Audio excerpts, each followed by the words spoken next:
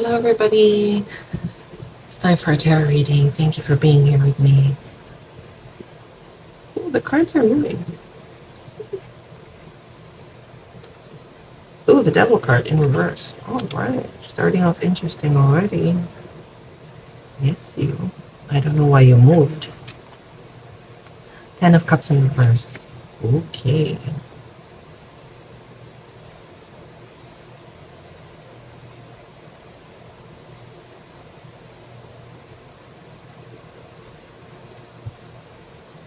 Five of Pentacles, Nine of Cups.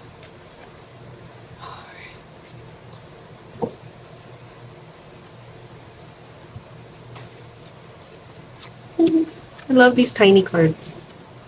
They're so tiny. Tiny, tiny cups.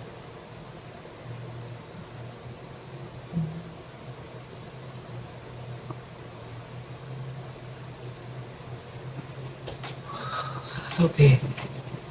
The phrase in my head is never enough. Never enough.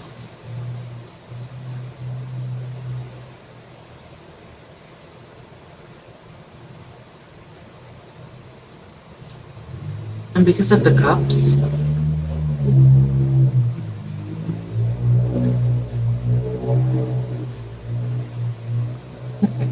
we just had to let that writer pass. Okay. And because of the cups here, I have this image of somebody who keeps drinking water. Drinking and drinking water until it spills over them. But they're still thirsty. They keep drinking and it's never enough. So, the Devil card is talking about your attachment to the material world, right? In this case, I think it is talking about materialism and capitalism and consumption. We have the Ten of Cups in reverse.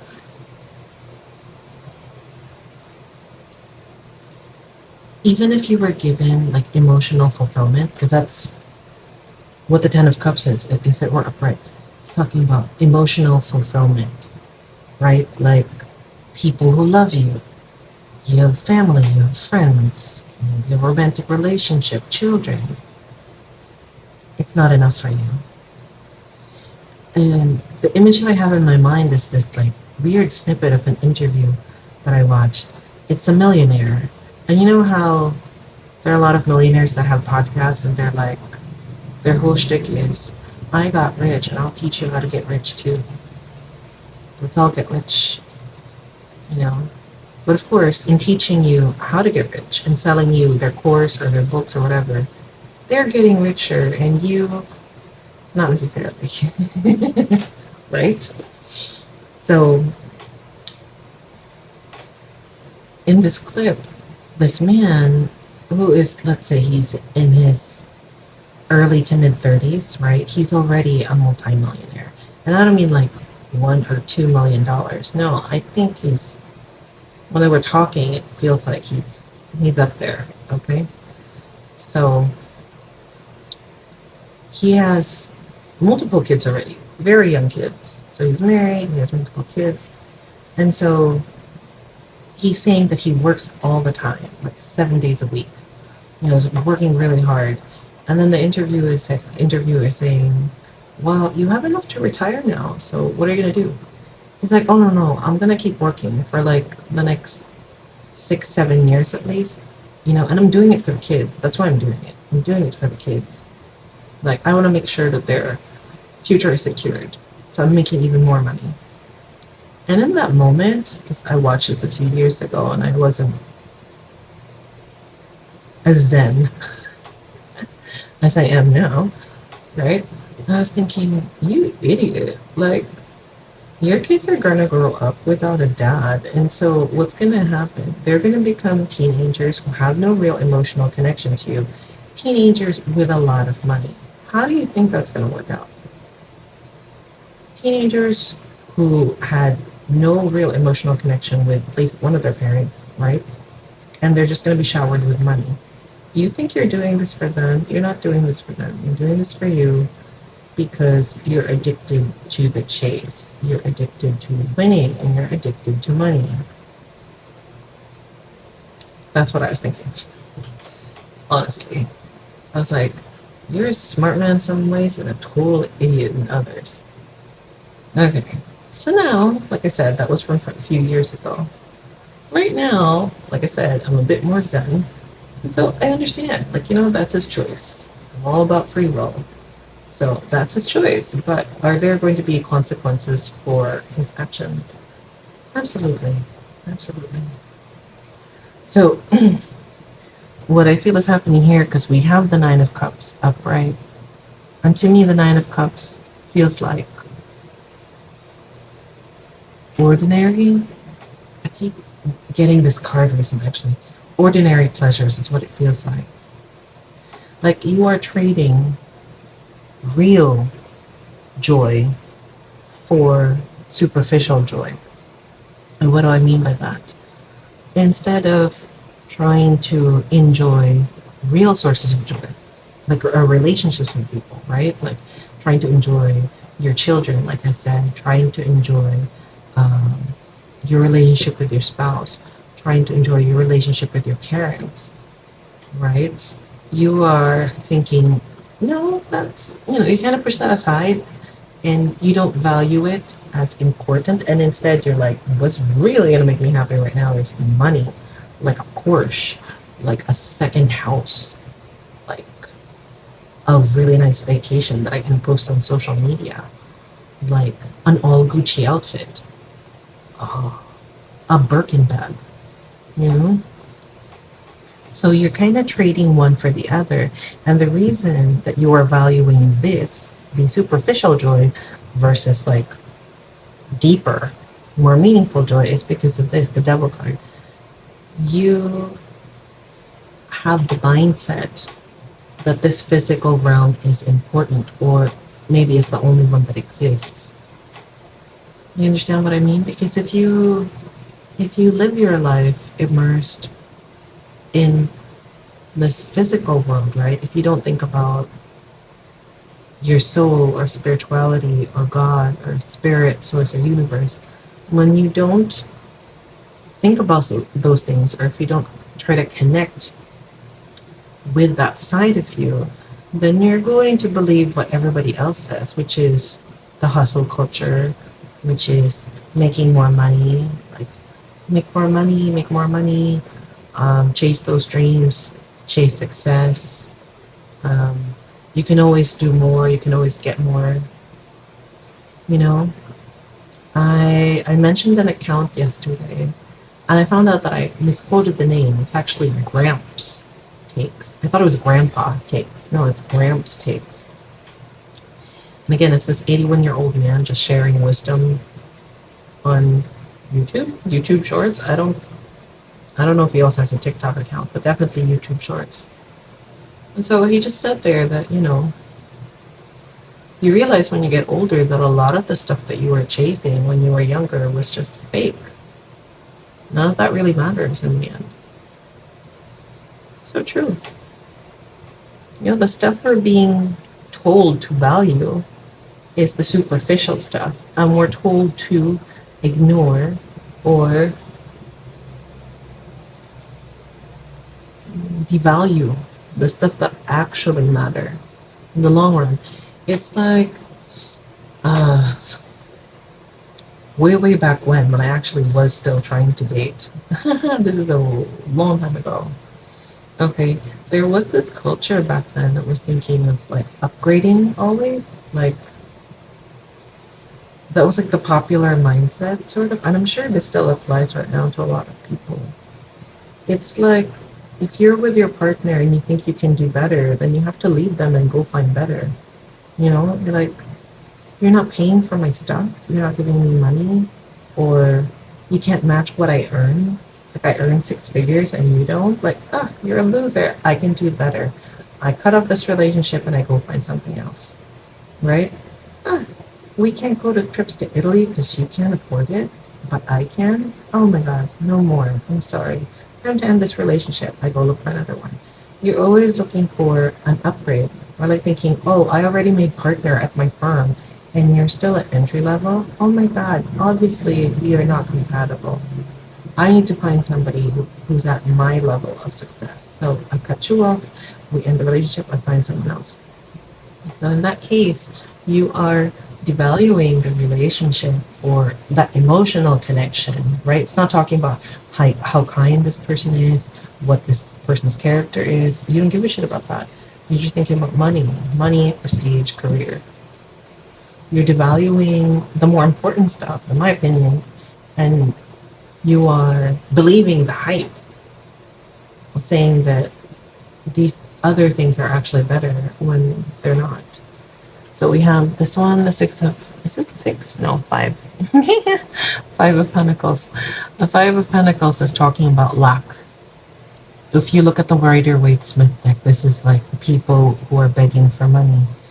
So it is that lack mindset. Like when going back to the beginning of the reading, I talked about somebody who is drinking water but is never satisfied. You could be like standing under a waterfall and even opening your mouth trying to drink it all in, and you are still thirsty. That's the thing, right? If you are into materialism and capitalism, you will never have enough. Never. Look, if the billionaires were happy because they're billionaires, they would just be giving their stuff to charity. I mean, sure, there were some that do stuff like that, right? Like Warren Buffett did give a significant chunk of his fortune to charities. And, although I don't really know if that's the case with Mr. Buffett, right? But when billionaires give away money to charity, it's a tax break, so they still profit from it.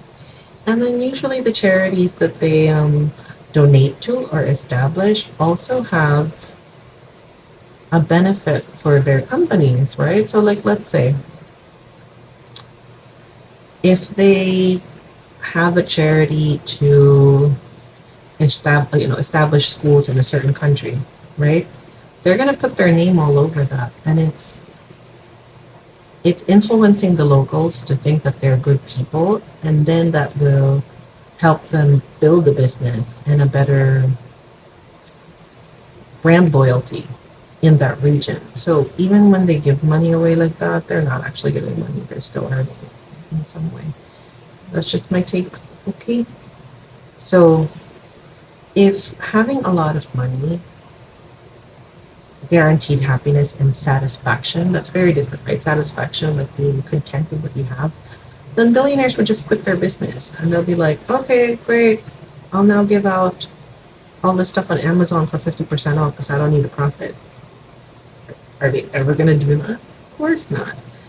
Because once you buy into this mindset, you will never have enough. Never. The Birkin, you think having one Birkin bag? I don't know if anybody watching this doesn't know what a Birkin bag is, but if you don't know what a Birkin bag is, you should really Google it and look at the prices because it's pretty ridiculous. And the fact is, you can't just walk into a Hermes store and ask for a Birkin.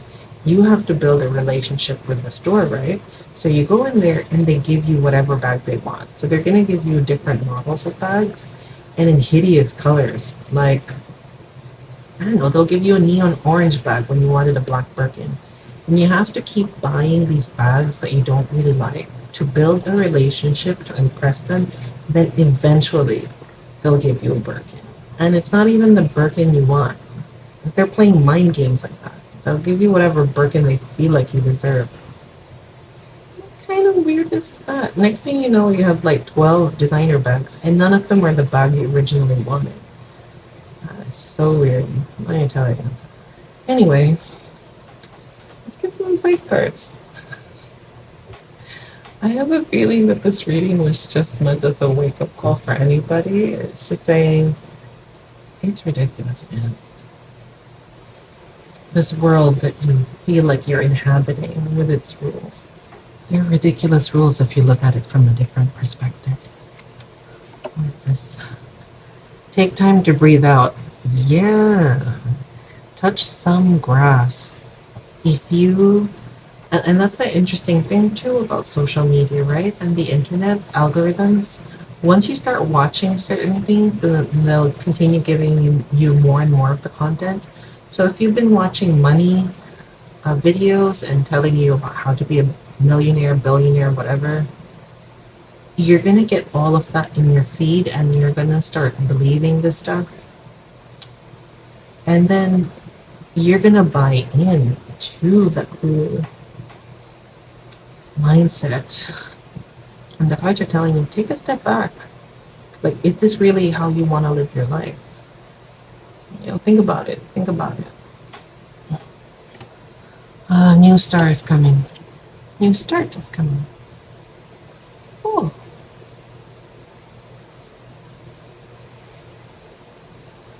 Well, the card says what it says. Something's happening. Maybe to, I don't know, something's happening. What?